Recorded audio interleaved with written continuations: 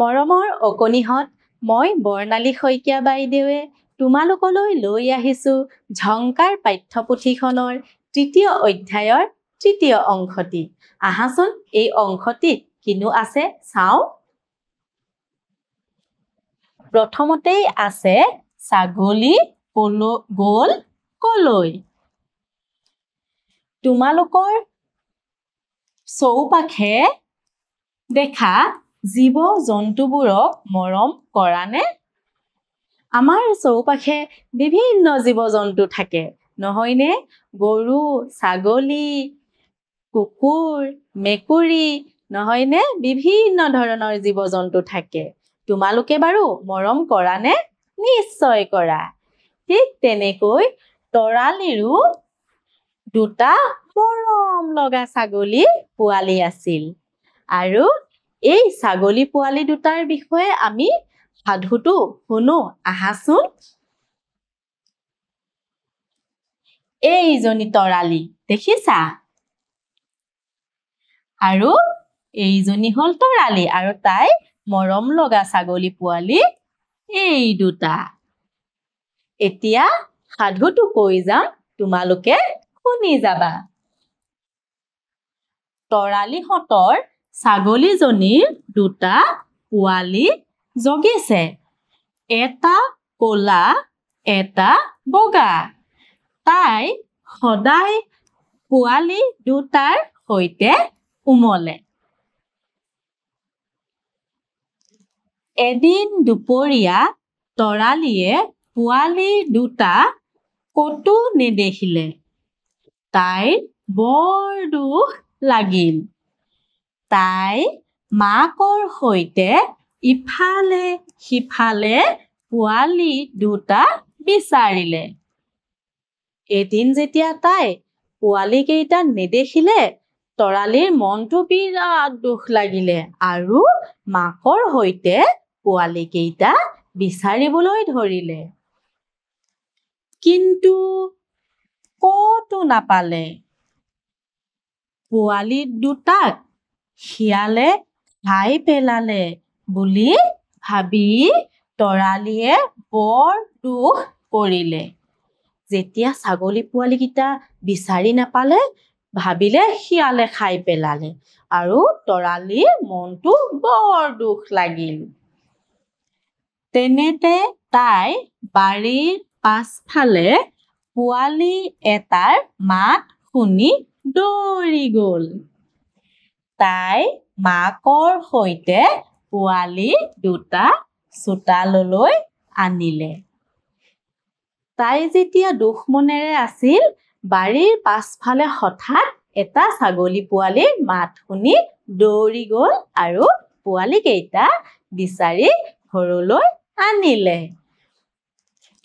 এইবাৰ তৰালিৰ মাকে পোৱালি দুটাৰ ডিঙিত দুটা টিলিঙা ওলমাই দিলে। দেখিছানে ছবিখনত তোমালোকে কেনেকৈ মাকে টিলিঙা ওলমাই দিছে পোৱালি কেইটাৰ ডিঙিত। পোৱালি দুটা চোতালত জঁপিয়াই ফুৰিবলৈ ধৰিলে। সিহঁতে জঁপিওৱাৰ লগে লগে টিলিঙা দুটাও টিলিং টিলিংকৈ বাজি উঠিল। মাকে যেতিয়া ছাগলী পোৱালি দুটাৰ ডিঙিত টিলিঙা আৰি দিলে, পোৱালি কেইটায়ো জঁপিয়াবলৈ ধৰিলে আৰু তাহাঁতৰ ডিঙিত থকা টিলিঙা কেইটাই টিলিং টিলিংকৈ বাজিবলৈ ধৰিলে। এই ছবিখনত তোমালোকে দেখা পাইছাই, নহয়নে? এতিয়া তাকে দেখি তৰালিয়ে বৰ আনন্দ পালে। টিলিং টিলিং শব্দত তাইও জঁপিয়াবলৈ ধৰিলে।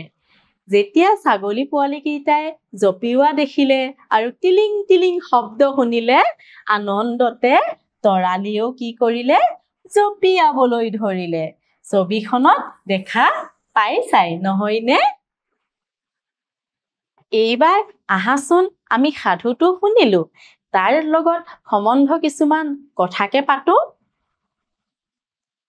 প্ৰথমতেই কোৱা, তৰালিয়ে সদায় কাৰ সৈতে উমলে তৰালিয়ে সদায় ছাগলী পোৱালি দুটাৰ সৈতে উমলে তৰালিয়ে ছাগলী পোৱালি দুটা ক'ত বিচাৰি পালে তৰালিয়ে ছাগলী পোৱালি দুটা বাৰীৰ পাছফালে বিচাৰি পালে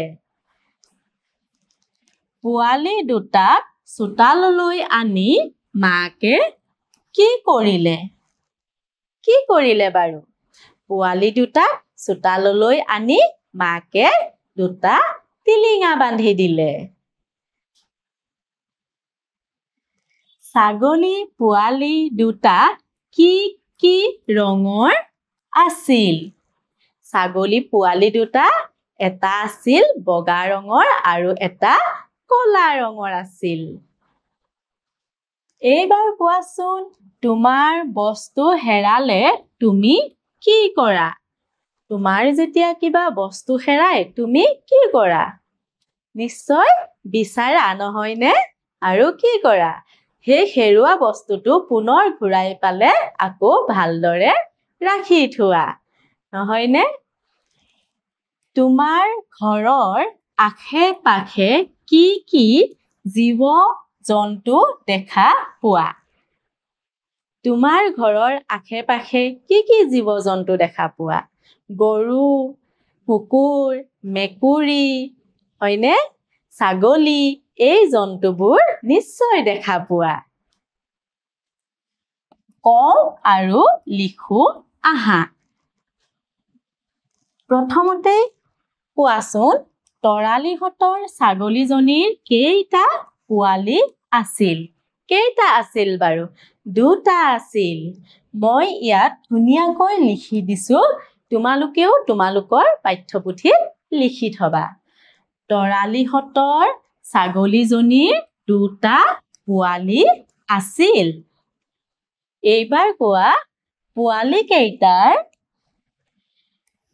ডিঙিত কি ওলমাই দিয়া হৈছিল পোৱালি কেইটাৰ ডিঙিত টিলিঙা ওলমাই দিয়া হৈছিল নহয়নে পোৱালি কেইটাৰ ডিঙিত টিলিঙা ওলমাই দিয়া হৈছিল এইবাৰ কোৱাচোন ছাগলীৰ ডিঙিত টিলিঙা কেইটা বাজিলে কেনে শব্দ হয় ছাগলীৰ ডিঙিত টিলিঙা কেইটা বাজিলে টিলিং টিলিং শব্দ হয় হয়নে তোমালোকেও তোমালোকৰ পাঠ্যপুথিৰ পৰা ধুনীয়াকৈ লিখি লবা এইবাৰ মোক কোৱাচোন তৰালিহঁতৰ ছাগলী পোৱালি কেইটা আছিল দুটা নে তিনিটা দুটা গতিকে আমি ক'ত শুদ্ধ চিন দিম ক এইবাৰ কোৱাচোন